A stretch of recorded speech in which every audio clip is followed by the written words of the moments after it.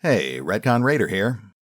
Well, it's been quite a while since the last time I did a game overview, so today I thought we'd take a quick look at one of the many games that I've been playing in my spare time. Today, I thought we'd take a quick look at Pathway by Robotality and Chucklefish Games. So, what is Pathway?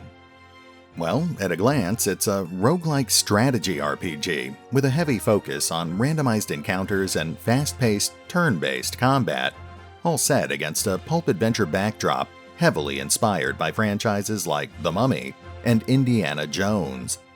It actually shares a lot in common with Robotality's last game, a sci-fi strategy RPG called Halfway. This includes things like the game's simplified, fast-paced combat system, pre-made party members with distinct strengths and weaknesses, and a heavily pixelated art style. However, where Halfway presented the player with a mostly linear story told through episodic, handcrafted combat encounters, Pathway is instead focused on exploring randomized world maps populated with semi-randomized events, with the story serving as little more than a thematic backdrop. In Pathway, the overarching campaign is split into 5 loosely linked chapters, with almost everything between the beginning and end of each chapter being heavily randomized. Each world map is populated with a series of semi-randomized events, loosely themed around the story of that particular chapter, and the player's goal is to simply navigate across this map until they reach the clearly marked goal, which will then allow them to continue the story. To do this, the player will first have to assemble their party, picking 2 of the approximately 16 pre-made characters that are currently in the game. This includes several basic pulp-adventure stereotypes, such as daring archaeologists, faithful guides, shotgun-toting smugglers, and even Amazonian warriors, each with their own distinct strengths and weaknesses. While the player will start with access to a basic assortment of these characters, the vast majority of them will require the player to meet special conditions to unlock them. Some conditions are simple, such as killing 100 zombies, but others are much more daunting, requiring the player to go out of their way to revive 20 unconscious allies or evade 75 attacks. Fortunately, once a character has been unlocked, they remain unlocked forever, and all of their accrued experience points and equipment will carry over into all of the player's future adventures. Different characters will favor different skills and weapons, and some will also have character-defining personality traits.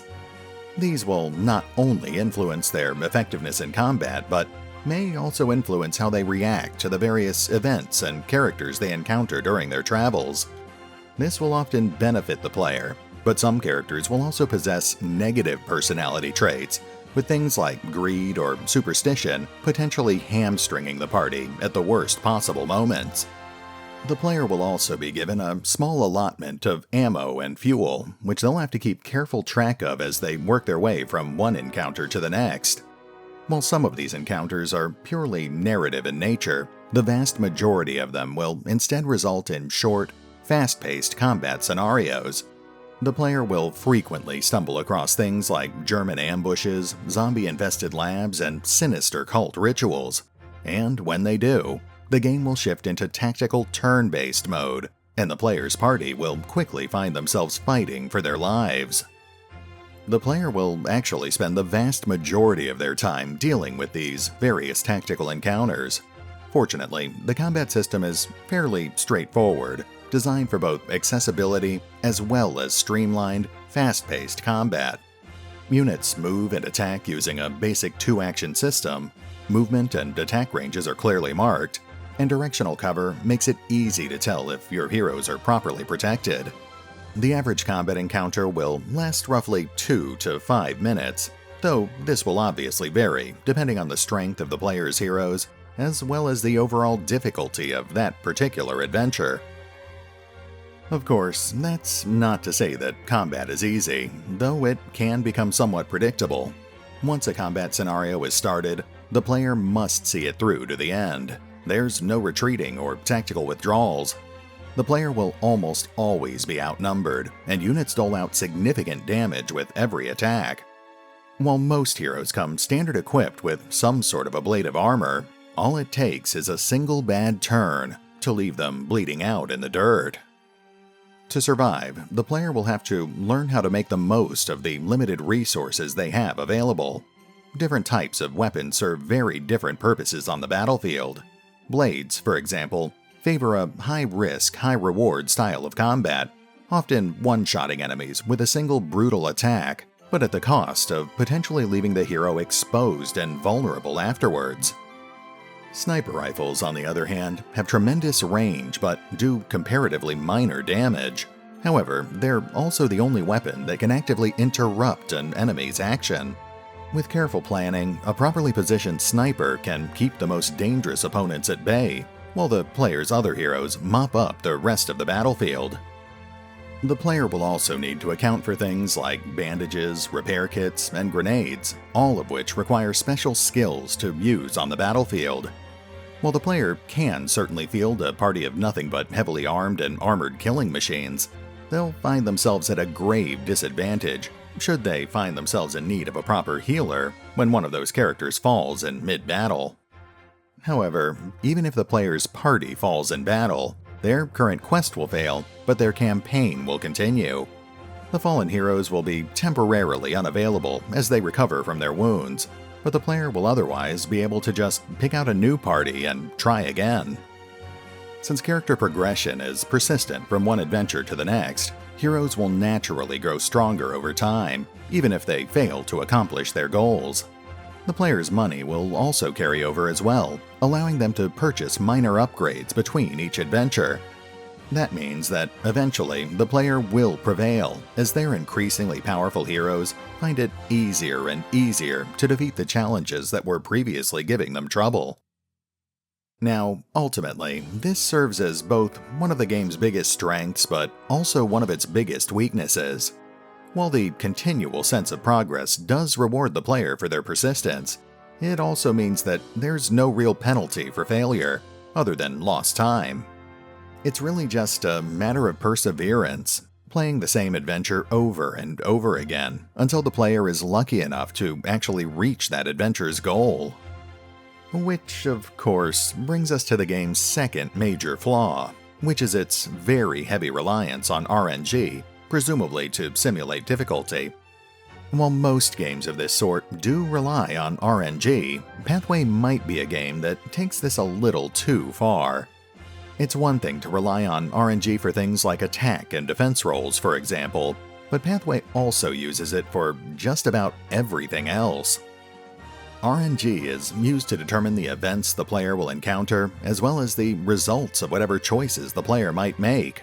RNG will determine the type of enemies the player confronts, as well as whatever loot they might happen to leave behind. Perhaps most egregious, RNG will also determine how much ammo and fuel the player will find during their travels, as well as what extra companions they'll be able to recruit.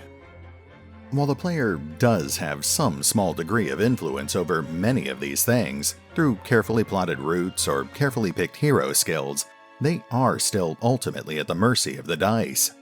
One of my most frustrating experiences with the game was to waste 2 or 3 hours working my way through an adventure, only to have the game suddenly decide to simply stop giving me ammo or fuel.